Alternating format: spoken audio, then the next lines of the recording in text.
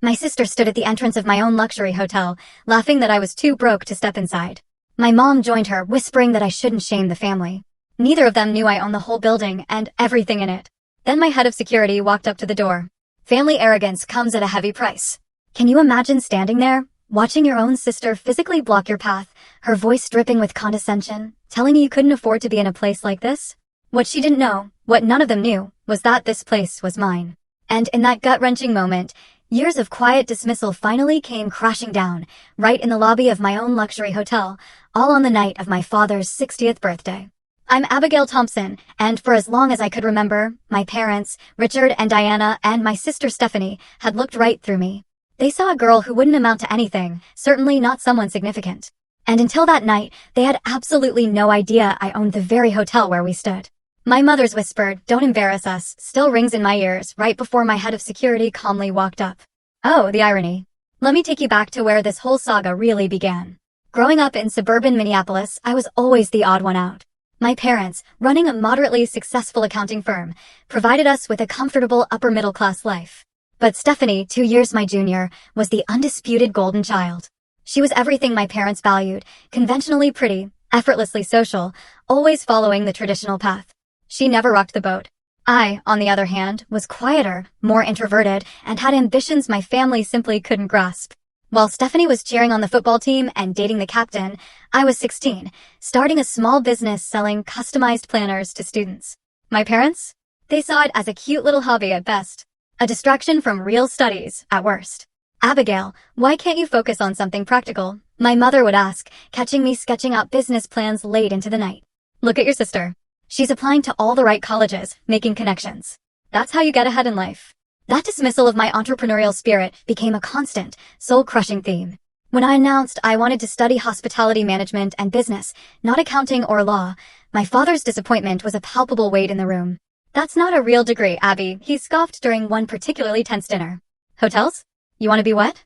A glorified housekeeper? We didn't raise you to be solo." The sting of those words. I can still feel it. But despite their disapproval, I held my ground. I paid my own way through college, working 3 grueling jobs, morning shifts at a hotel front desk, afternoon classes, and evening waitressing at an upscale restaurant. Meanwhile, my parents covered every single expense for Stephanie's business degree at an Ivy League school. Those years were exhausting, yes, but they were also an education in resilience, in a way no formal study could ever match. During my junior year, I met Rachel Winters, a hospitality management professor who truly saw me. She recognized something my family never did: raw determination and a natural talent for spotting overlooked opportunities in the luxury market. "You have an eye for potential, Abigail," Rachel told me after I presented a business case study that actually impressed her. "Most students see properties as they are. You see what they could become." Her words were like a lifeline. With Rachel's guidance, I landed an internship at the Meridian Hotel Group during my senior year. While other interns fetched coffee, I spent every spare moment studying their business model, identifying inefficiencies, quietly drafting improvement proposals I never really expected anyone to read. 3 months in, I accidentally left one of my analysis reports on the desk of James Harrison, the regional director. I'd meant to grab it before he returned from lunch, but he found it first. The next day, I was called into his office, absolutely certain I was about to be fired for overstepping. Instead, James offered me a junior management position upon graduation. "This analysis is better than what I get from consultants I pay thousands for," he said, tapping my report. "We need people who think like you." I was ecstatic. I called my parents with the news, buzzing with excitement. Their response? Lukewarm at best. "Well, at least you'll have steady employment," my mother said, her voice flat. "Though management trainee isn't exactly executive material. Stephanie just got offered a junior analyst position at Goldman Sachs, you know." That's when I stopped sharing. Completely. They didn't know when I was promoted to hotel manager at 26. They didn't know when I developed a guest loyalty program that boosted the Meridian Group's revenue by 15%. They certainly didn't know when I left to start my own boutique hotel consulting firm at 28. Or when I secured enough investors to purchase my first struggling property a year later. The Athena Hotel had been a faded 5-star establishment, bleeding money for years before I acquired it. I poured my heart and soul into it. Renovated extensively, rebranded it brilliantly, and turned it into the most exclusive boutique hotel in Minneapolis. Within 18 months, my second property followed, then a third just 6 months later. By my 32nd birthday, I owned a small but prestigious collection of luxury hotels across the Midwest, with the flagship Athena being my crown jewel and, ironically, my personal residence. I lived in the penthouse suite, a secret I kept even from my closest family. My parents and Stephanie? They remained utterly oblivious. In their minds, I was still somewhere in middle management, barely making ends meet. I never corrected them. Partly because they never asked, and partly because their assumptions revealed so much more about them than they did about me. My personal life was just as compartmentalized. My closest friend became Michael Chin, the brilliant security chief I hired for the Athena. A former military intelligence officer with a degree in cybersecurity, Michael quickly became my most trusted confidant and right-hand man. Our friendship was built on mutual respect and a shared vision for exceptional service. I dated occasionally, but my focus remained squarely on building my empire. The hotels became my children, my staff, my extended family. The irony was not lost on me. I'd created the very supportive environment my biological family had failed to provide. This was the quiet backdrop against which my father's 60th birthday approached. I hadn't been home for a family gathering in nearly 2 years, always making excuses about work commitments that weren't entirely untrue. But this milestone felt important enough to warrant an appearance. Maybe, just maybe, I thought it was an opportunity to finally bridge the vast gap between the person my family thought I was and the woman I'd actually become. What I didn't anticipate was just how wide that gap had grown, or how spectacularly it would collapse on the night of my father's birthday celebration. 2 months before the big day, I got a group text from my mother, planning surprise dinner for Dad's 60th, looking at Giovanni's or the Athena Hotel restaurant. Thoughts? I nearly dropped my phone. The Athena. My Athena was on her shortlist. For a split second, I considered just telling them the truth right then, but something held me back. Maybe it was years of conditioning, or perhaps an unexpected opportunity for a more meaningful revelation. The Athena has a great reputation, I texted back casually. Their private dining room is supposed to be exceptional. It's very expensive, my mother replied almost immediately. Probably out of our budget. And yours, obviously. That stung. It always did. But I was used to it. I could help with costs, I offered. We don't need charity, Abigail. Your sister is doing very well at her firm and has offered to cover half. We'll figure out the rest. I bit back a sarcastic response and instead suggested I could look into potential discounts through industry connections. My mother reluctantly agreed, which gave me the opening I needed. That afternoon, I called my general manager at the Athena, Jackson Porter. Jackson, my family is planning my father's birthday dinner at our restaurant next month. They have no idea I own the place. Jackson just laughed. Seriously, Miss Thompson? That's either cosmic irony or fantastic timing. A bit of both, I replied, a smirk forming. Here's what I need. They'll call to make a reservation for the Thompson party. Give them our best private dining room, the Winston Suite. Full service, premium, everything. But when they ask for the price, quote them exactly half of the actual cost. I'll cover the difference anonymously. And should we acknowledge you as the owner when you arrive? Jackson asked, ever the professional. I paused, considering this crucial detail. No, treat me like any other guest initially. I'll find the right moment to reveal the truth. Over the next few weeks, I monitored the reservation process from afar. My mother called multiple times, haggling over details, questioning the surprisingly reasonable rate for such a prestigious venue. My executive chef developed a special menu, and I even arranged for my father's favorite wines to be served throughout the evening. A week before the event, my sister Stephanie called me directly, something that rarely happened. So, you're actually coming to Dad's birthday? She sounded skeptical, almost disbelieving. Of course, it's an important milestone. Mom says you got some kind of discount at the Athena. How exactly did you manage that? It's not like you're a VIP guest there. The perfect opportunity to come clean presented itself, but again, I hesitated. Something about Stephanie's tone, the ingrained assumption of my insignificance, made me want to wait for a more dramatic, more impactful revelation. I've done some consulting work for hotel groups, I said vaguely. Industry courtesy, right? She didn't bother hiding her disbelief. Well, try to dress appropriately. The Athena is pretty upscale. Maybe I can lend you something if you don't have anything suitable. I glanced down at the custom Valentino dress I was wearing for a business meeting and smiled to myself. I'll manage. Just don't embarrass us, she added before hanging up. Those words would prove remarkably ironic in just a few days. The night before the dinner, I received another call, this time from my mother. Abigail, we've had to add a few people to the guest list. The Robertsons. You remember Jim Robertson, your father's golf partner, and the Clarks from the neighborhood association. Oh, and Stephanie's bringing her new boyfriend. He's a junior partner at her firm. Very impressive young man. That sounds fine, I replied calmly. The room can accommodate up to 20 people. How would you know that? My mother's suspicion was immediate. I looked at their website when you mentioned booking there. I recovered quickly, a slight internal eye roll. Well, anyway, with the additional guests, we're concerned about the cost. I know you offered to contribute, but we're thinking it might be best if you handle the tip for the servers instead. That way, you can participate without stretching your budget too thin. I closed my eyes and counted to 10. Breathe, Abigail. Sure, Mom. I'd be happy to take care of the gratuity. Wonderful. And Abigail, please be punctual. The reservation is at 7 sharp, and you know how your father hates tardiness. After hanging up, I sat in my office overlooking the Minneapolis skyline, contemplating the following evening. Part of me felt childish for not simply telling my family the truth about my success. Another part recognized this as the perfect, most potent opportunity to address years of dismissal and disrespect. I called Michael, my security chief, and outlined a plan for the following evening. His deep laugh echoed through the phone. "You're sure about this approach?" he asked. "It's a bit theatrical. Sometimes a demonstration is more effective than an explanation," I replied. "Besides, they've written their own script for this scenario. I'm just following their lead to its natural conclusion." "As always, I've got your back," Michael assured me. "Tomorrow will certainly be memorable." That night, I slept in my penthouse suite above the Athena, the very hotel my family believed I couldn't afford to dine in, let alone own. Tomorrow would indeed change everything, though not in ways any of us could fully anticipate. The evening of my father's birthday arrived with perfect, almost cinematic timing. A light snowfall had begun, dusting the Athena's historic facade with a crystalline glow, highlighting its restored Art Deco details. I'd intentionally arranged to arrive separately from my family, claiming a last-minute work commitment would make me slightly late. In reality, I wanted to observe their entrance from the hotel's security cameras. Dressed in a midnight blue Da Vinci gown, simple, elegant, but unmistakably expensive, I sat in my private office adjacent to the main kitchen, watching the monitors as my family arrived, 40 minutes early.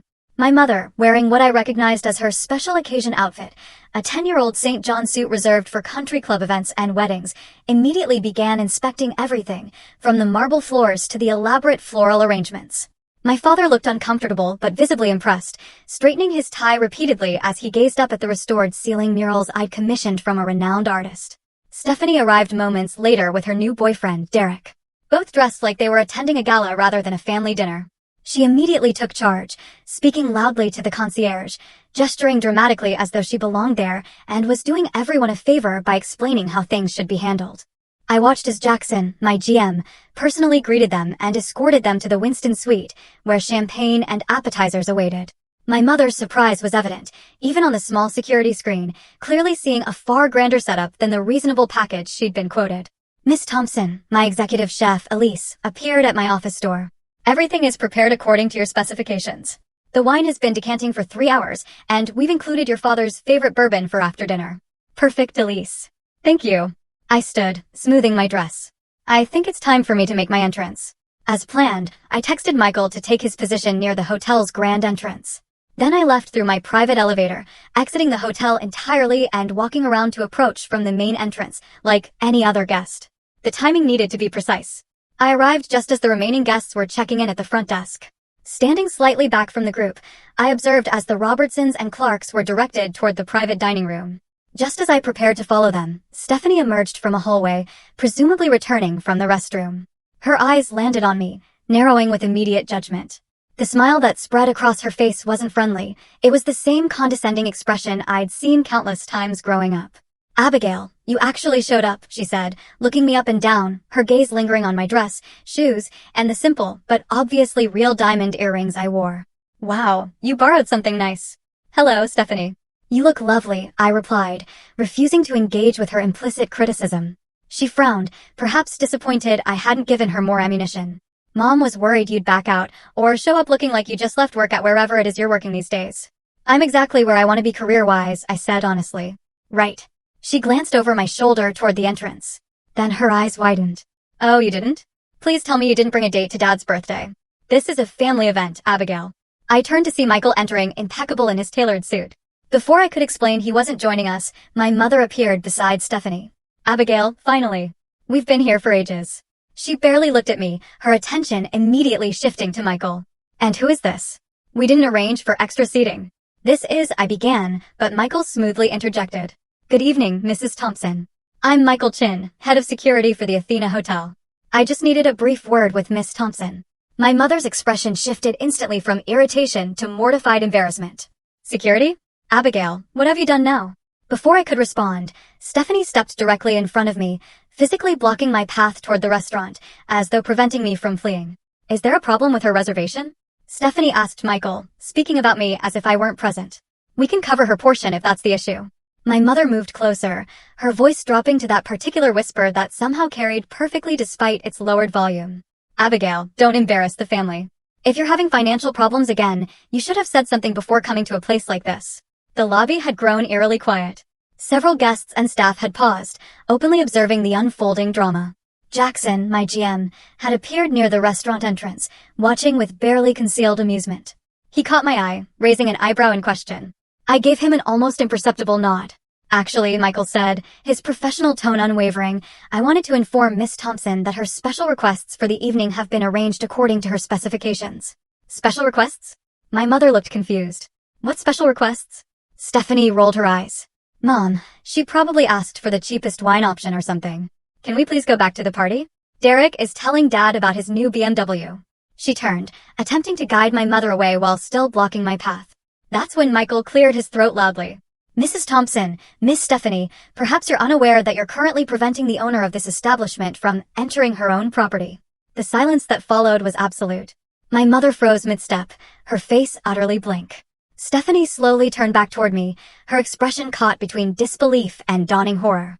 Excuse me, my mother finally managed, her voice a thin thread. Jackson chose that perfect moment to approach, extending his hand to me with practiced deference.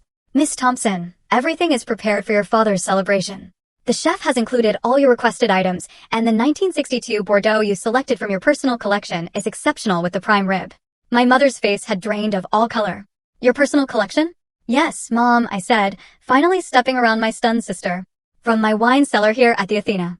I've been meaning to tell you both. I own this hotel, and the Meridian downtown, and 4 others across the Midwest.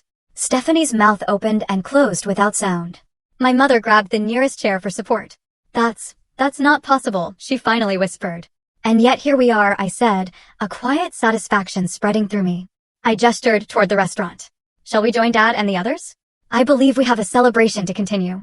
As we walked toward the private dining room, the hotel staff we passed all greeted me by name, with the respect reserved for not just any owner, but one they genuinely admired.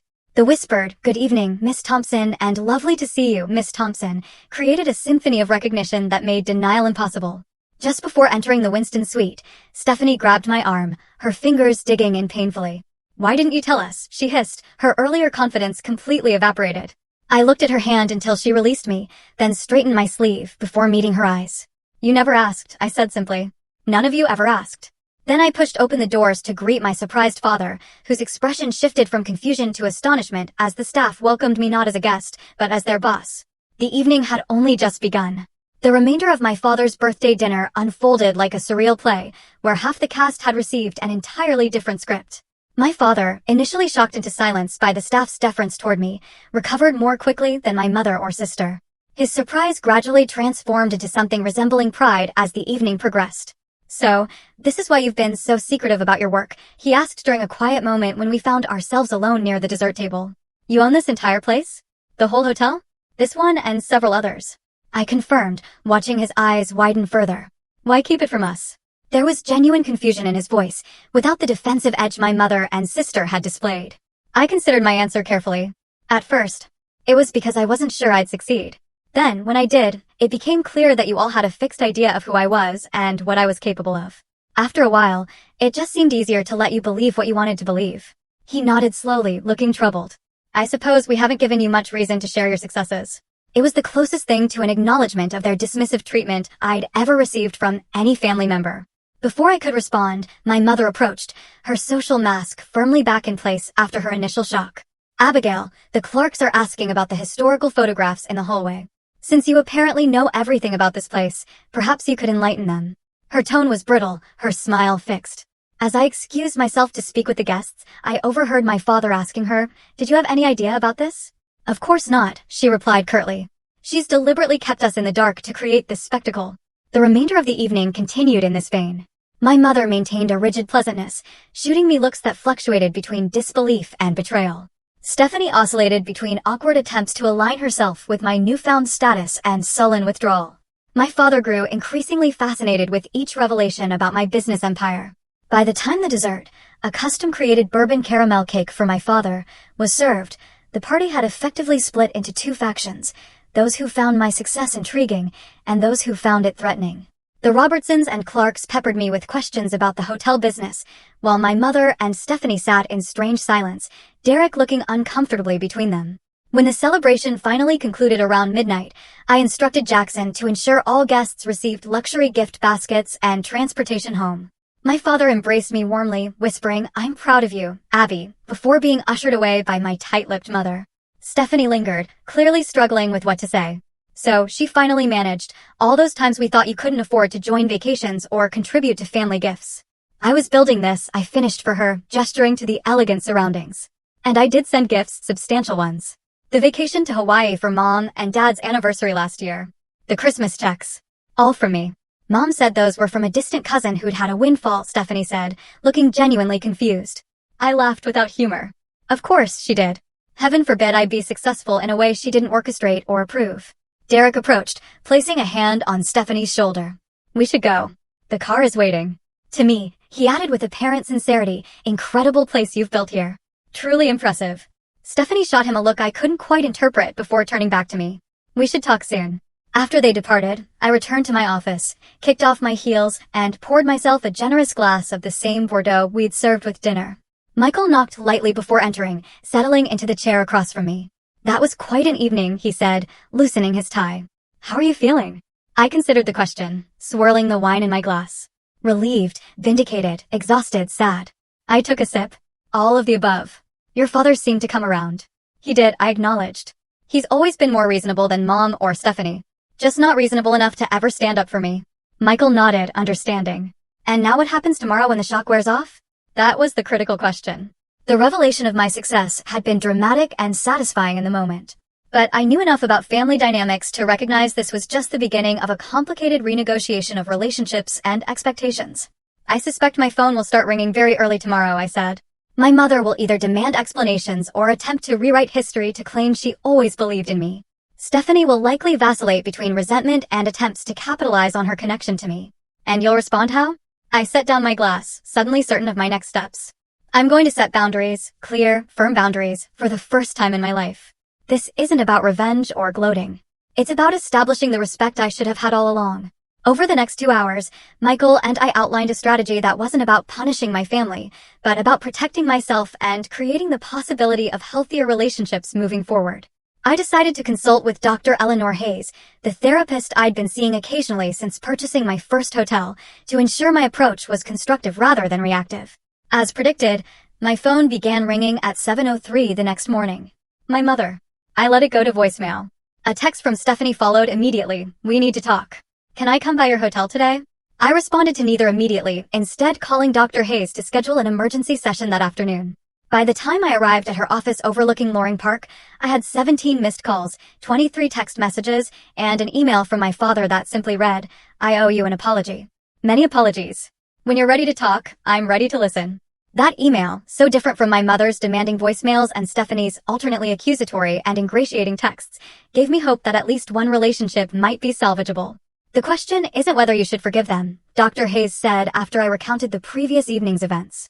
"The question is what kind of relationship you want moving forward and what boundaries need to be in place to make that relationship healthy for you." By the end of our session, I had clarity about my next steps. This wasn't about punishment or revenge.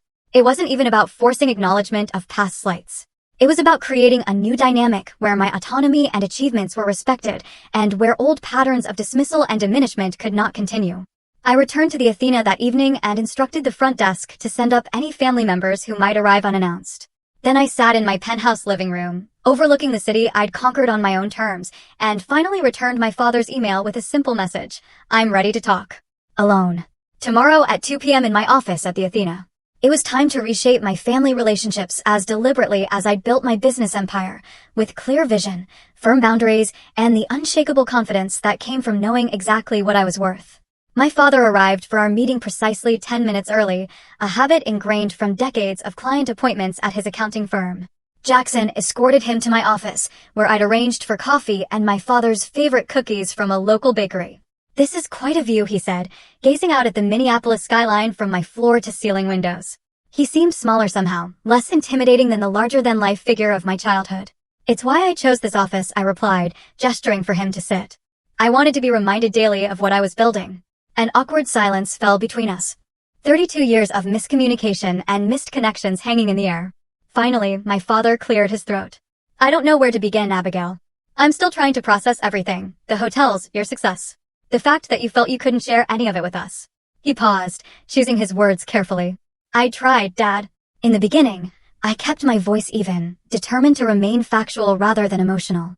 When I got my first management position, when I started my consulting firm, when I acquired this hotel, I called home each time. The responses were always the same, dismissive at best, undermining at worst." He looked genuinely surprised. "I don't remember. When I called about my promotion to hotel manager, Mom said, at least it's steady work, and immediately changed the subject to Stephanie's new apartment. When I mentioned starting my consulting business, you asked if I had a backup plan for when it fails. After a while, it seemed pointless to share my milestones." My father's face flushed with recognition and shame. "I remember now. I didn't realize. I thought we were being practical, encouraging you to be realistic. You were practical and realistic with me.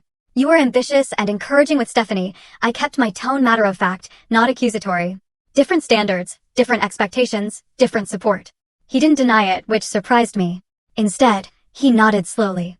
"Your mother and I, we understood Stephanie's path, the corporate ladder, the networking, the traditional markers of success. Your interest seemed so." He struggled for the word. "Unconventional," I suggested. "Yes, we worried. Perhaps we protected our own comfort by doubting yours." He looked up, meeting my eyes directly for what felt like the first time in years. "I was wrong. We were wrong. What you've built here is extraordinary, Abigail." The acknowledgement, so simple, so overdue, hit me with unexpected force. I blinked back sudden tears. "Thank you for saying that." "Your mother is struggling with all this," he continued. "She feels deceived, I think. And Stephanie is." He trailed off, evidently unsure how to characterize my sister's reaction. "I imagine they both feel threatened by the disruption to the family hierarchy," I said.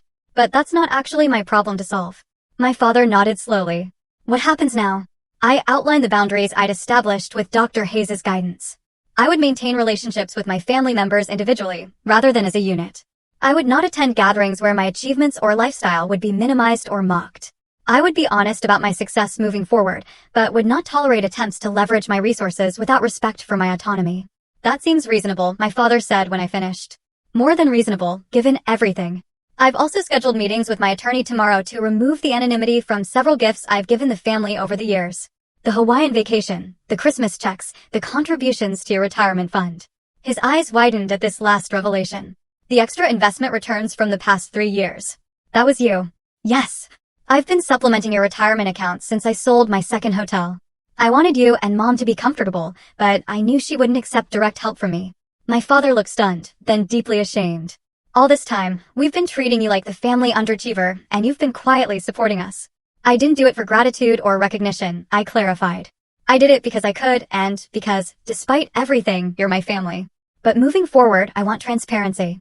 No more anonymous gifts. No more pretending to be less successful than I am." He agreed. And our conversation shifted to his birthday celebration. He genuinely enjoyed it. Once the initial shock wore off, he admitted, particularly seeing the respect my staff clearly had for me. "Your mother kept saying you must have tricked us somehow, that it couldn't possibly be your hotel." He shook his head. I told her she needed to accept the reality in front of her. That didn't go over well. After he left, promising to process everything we discussed, I spent the afternoon in back-to-back meetings with my attorney, financial advisor, and therapist, solidifying my plan for restructuring family relationships. Sarah Jenkins, my attorney, helped me draft formal letters documenting past financial gifts and establishing clear parameters for any future family financial interactions. My financial advisor, Marcus Williams, reviewed my portfolio to ensure my family-related financial decisions wouldn't impact my business operations. Dr. Hayes helped me prepare psychologically for the conversations ahead, particularly with my mother, who would likely be the most resistant to the new dynamic. By the end of the day, Operation Family Reset, as Michael jokingly called it, was fully developed. I felt prepared, centered, and for the first time when dealing with family matters, fully in control of my own narrative. I instructed Jackson to inform the front desk that my mother and sister were to be admitted if they arrived, but not given any information about my whereabouts or schedule. Sure enough, My mother appeared unannounced the following morning, clearly expecting to be immediately ushered into my presence. Mrs. Thompson, Jackson greeted her with perfect professional courtesy. "Do you have an appointment with Miss Thompson today?" Her indignation was visible even on the security monitor I was watching from my office. "I don't need an appointment. I'm her mother." "I understand, but Miss Thompson is currently in meetings. I'd be happy to check her availability later today or schedule something for tomorrow." The boundary, so simple, so standard for anyone else, was clearly shocking to her. After several minutes of increasingly agitated protest, she finally left, but not before informing Jackson that she would deal with Abigail directly about this ridiculous situation. She called immediately upon leaving the hotel. This time I answered. "Hello, Mom. What on earth is going on, Abigail? I just came to see you at this hotel of yours, and I was treated like some sort of stranger." "You were treated like any other visitor without an appointment," I corrected gently. "I run a business, Mom. I have meetings, responsibilities, schedules. I'm your mother. I shouldn't need an appointment to see my own daughter. Would you drop by Stephanie's law firm and expect to be immediately shown to her office?" The silence on the other end told me the point had registered. "This is different," she finally said, but with less conviction. "It's really not. My business, my career, my professional standing, they all deserve the same respect you've always given Stephanie's." Another pause. "We need to discuss what happened at your father's birthday. As a family. I'm happy to talk with you, Mom, but not until you're ready to acknowledge some uncomfortable truths about how you've treated me and my career choices over the years." "This isn't about, it's exactly about that." I interrupted firmly. "I'm not angry, and I'm not trying to punish anyone, but I am establishing boundaries that should have been in place long ago."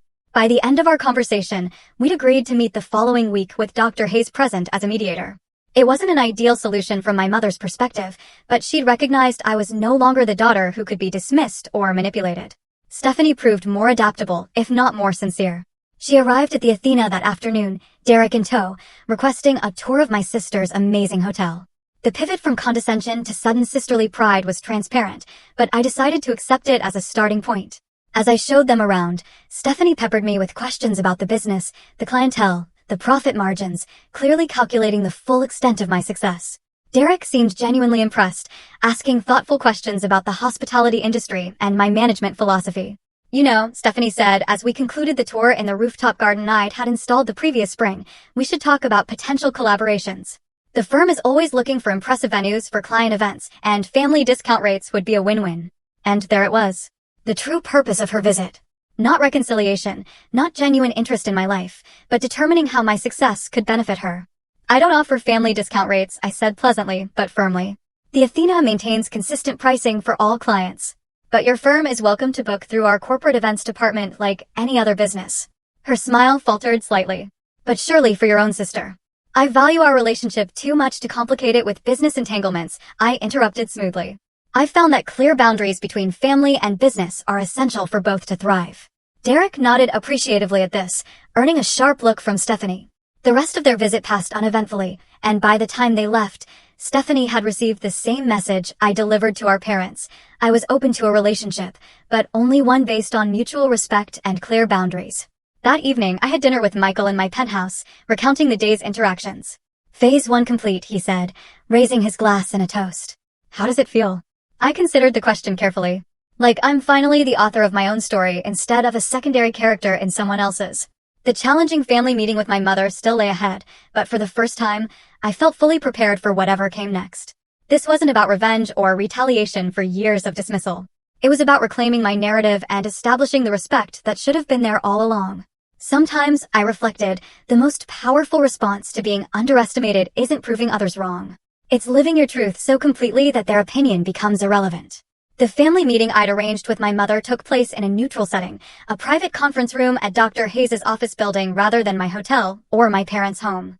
This location choice was deliberate, removing the power dynamics associated with either territory and signaling that this was a facilitated discussion, not a casual family chat.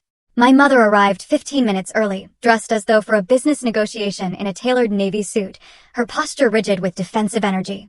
My father arrived 5 minutes later, nodding to me with cautious optimism. Dr. Hayes welcomed us all with professional warmth, establishing ground rules for our conversation.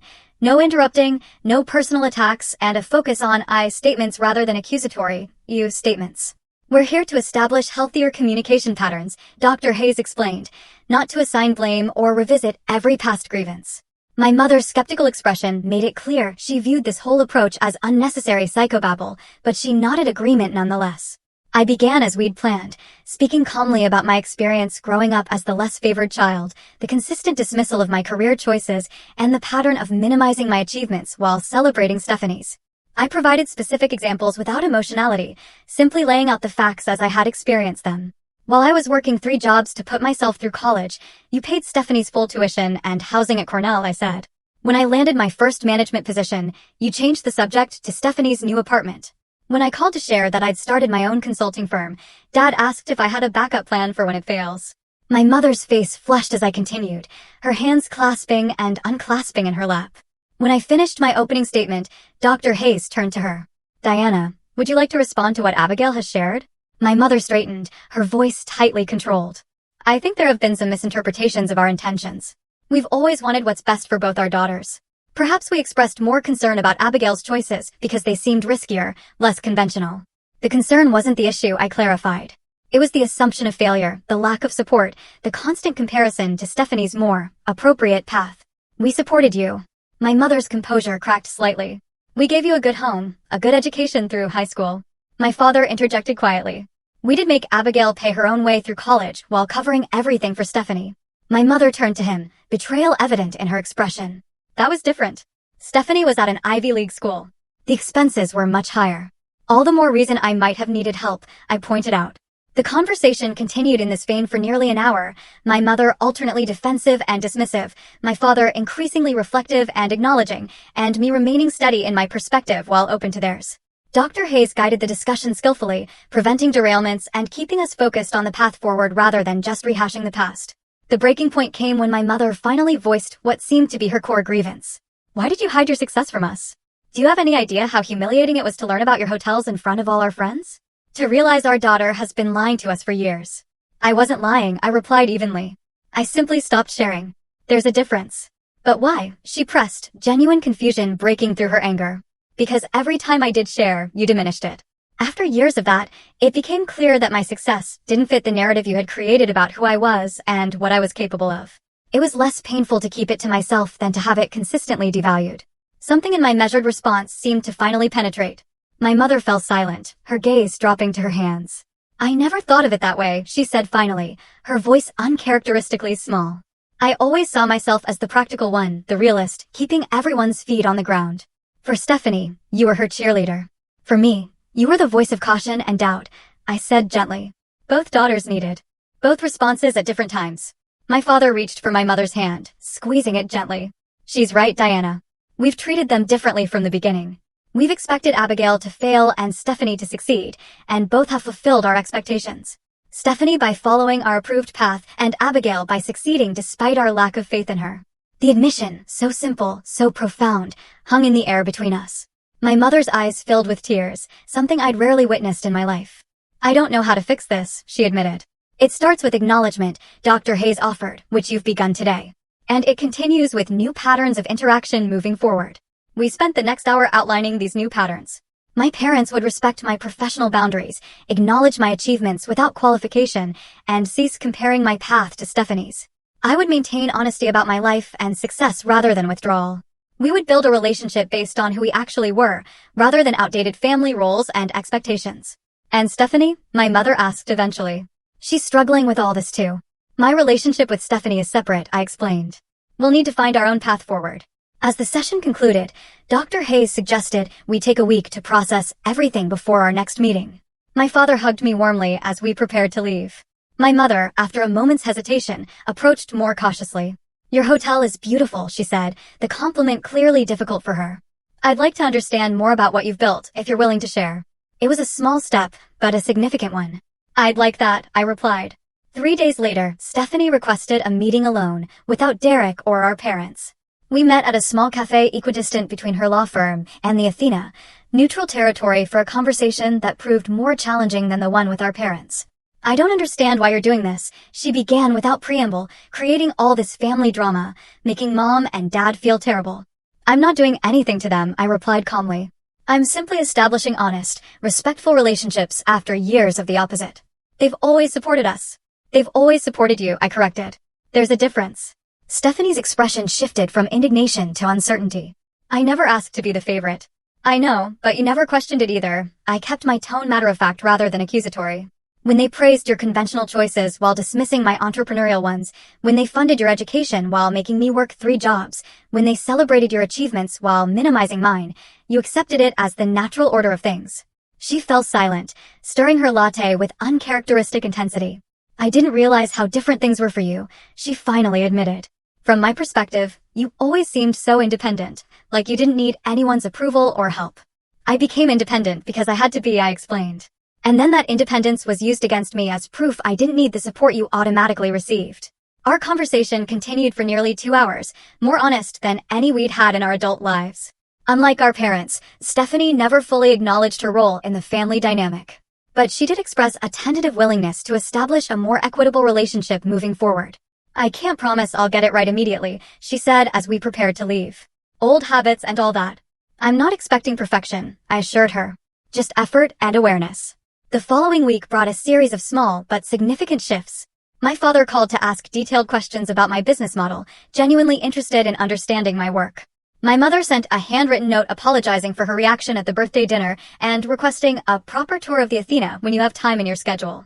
Stephanie texted about meeting for lunch without any ulterior motive of discussing potential business connections. Michael observed these changes with measured optimism when we met for our weekly business dinner. Family dynamics don't transform overnight, he cautioned. There will be backsliding, old patterns reasserting themselves. I know, I acknowledged, but for the first time, I feel like they're seeing me, the real me, not the version that fits their predetermined narrative. And if they revert to type, he asked, ever the pragmatist. Then I maintain my boundaries, I said with newfound certainty. The difference now is that I've made those boundaries explicit, so crossing them becomes a choice rather than an unconscious habit.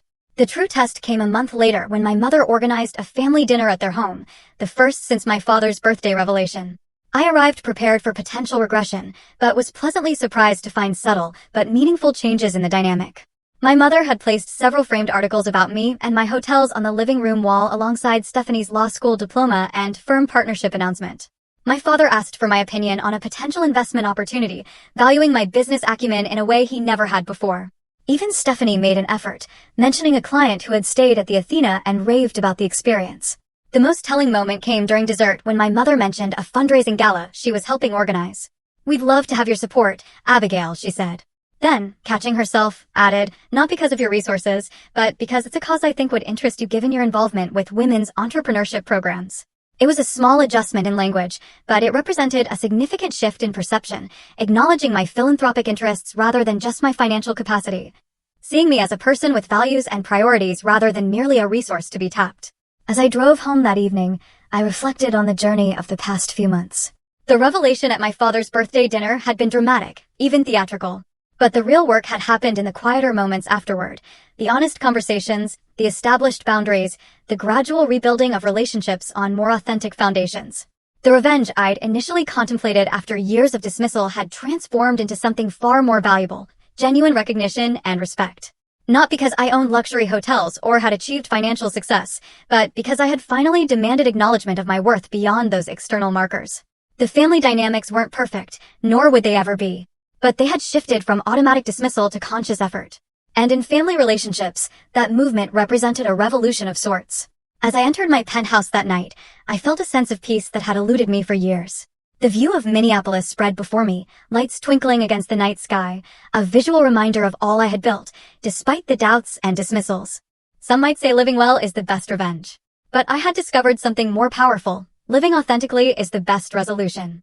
6 months after the revelations at my father's birthday dinner, I stood on the balcony of my penthouse suite, watching the sunset over Minneapolis.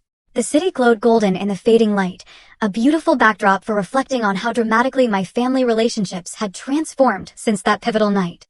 The changes hadn't been instantaneous or seamless. There had been setbacks, moments when my mother slipped into old patterns of comparison, when Stephanie's competitive nature resurfaced, when the ingrained dynamics of our family threatened to reassert themselves. But the difference now was that these instances were recognized, addressed, and corrected rather than accepted as inevitable. My relationship with my father had improved the most significantly. Free from my mother's stronger personality, he had begun visiting the Athena regularly, genuinely curious about my business operations. He'd even started offering accounting advice when requested, not with the patronizing tone of the past, but with professional respect for a fellow business owner. "I never gave you enough credit," he admitted during one of our monthly lunch meetings. "I was so focused on traditional paths to success that I couldn't recognize you were pioneering a better one." My mother's transformation had been more measured, but still meaningful. She no longer dismissed my career or compared me unfavorably to Stephanie, though I sometimes caught her struggling to fully comprehend the scope of what I'd built. The critical difference was her willingness to try, to ask questions, to acknowledge her limited understanding, to visit my properties with genuine interest rather than skepticism. "I've been recommending the Athena to everyone at the country club," she told me proudly during a recent phone call. Cynthia Blackwell was positively envious when I mentioned my daughter owns it. There was still an element of vicarious pride in her support, but I'd come to accept that perfect understanding might be beyond our reach. The improvement from dismissal to imperfect support represented significant progress. Stephanie and I had established a more honest, if sometimes awkward, relationship. The competitive dynamic hadn't disappeared entirely, but acknowledging it had diminished its power. We'd even collaborated on a charity event hosted at the Athena, combining her legal connections with my hospitality expertise, a partnership that would have been unimaginable a year earlier. "We make a good team when we're not trying to outdo each other," she'd observed after the successful fundraiser. "We always could have," I'd replied. "We just never gave ourselves the chance." Beyond family, my professional life had continued to flourish. I'd acquired 2 additional properties in the past 6 months, expanding my portfolio to 9 luxury hotels across the Midwest. Michael had been promoted to Chief Operations Officer for the entire group, overseeing security and guest experience across all locations. Perhaps most significantly, I'd established the Thompson Women in Hospitality Foundation, providing scholarships and mentorship to young women pursuing careers in the industry. The foundation's first class of 10 scholarship recipients had begun their programs that fall, each paired with successful women mentors from various aspects of the hospitality field. "You're creating the support system you never had," Dr. Hayes observed during one of our now monthly check-in sessions. "Turning personal disappointment into structural change." I agreed. It feels more constructive than just being angry about the past. My personal life had evolved as well. After years of prioritizing my career above all else, I'd begun dating James Bennett, an architectural restoration specialist I'd met during the renovation of my Chicago property. Unlike previous relationships that had failed due to my work commitments, James understood the demands of building something meaningful and brought his own passion to the table. "Balance isn't about equal time," he'd said during our 3rd date. "It's about equal respect for what matters to each person." That philosophy had allowed our relationship to flourish alongside my business responsibilities, neither demanding precedence over the other. As the sun disappeared below the horizon, I heard the penthouse door open and close. Michael, arriving for our weekly strategy dinner. "Contemplating your empire?" he asked, joining me on the balcony with 2 glasses of wine. "Contemplating the journey," I corrected, accepting the offered glass. "Professional and personal. Any regrets about how it all unfolded?" he asked, referring to the dramatic revelation rather than a quieter approach. I considered this question carefully. I think the drama was necessary. My family had spent decades comfortably dismissing me. Comfort needed to be disrupted before real change could begin. Michael nodded. "Speaking of family, your mother called the front desk today. She actually made an appointment to see you next week rather than demanding immediate access." I laughed. Progress comes in many forms. Later that evening, after reviewing expansion plans and operational reports with Michael, I checked my email to find a message from my father. He'd attached an article about female entrepreneurs in the hospitality industry that had featured me prominently. "So proud of what you've built," his message read. "Not just the hotels, but the foundation, the mentorship programs, all of it. You've created success on your own terms, which is far more impressive than following someone else's blueprint. Stephanie and I were talking yesterday about how your approach to business has inspired her to consider more creative directions in her legal career. You've influenced all of us more than you know." The message brought unexpected tears to my eyes, not from sadness or lingering hurt, but from the simple power of finally being seen and valued for exactly who I was. The truth I discovered over these months was that revenge, in its traditional sense, had never been what I truly wanted. The fantasy of making my family regret their dismissal had been satisfying and abstract. But the reality of building healthier relationships had proven far more fulfilling than any moment of vindication.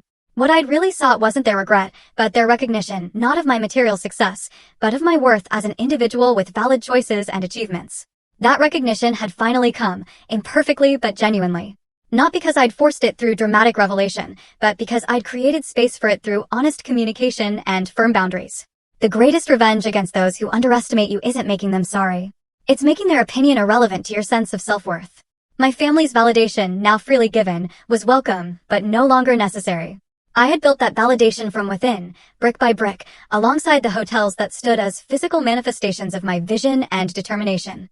As I prepared for bed that night, I thought about the young women in my foundation program, many of whom faced their own struggles with doubt and dismissal.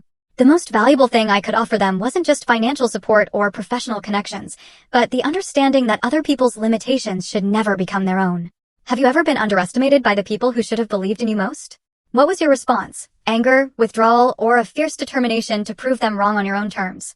Sometimes the most powerful lessons come from our most painful experiences, and I'm grateful to each of you for allowing me to share mine.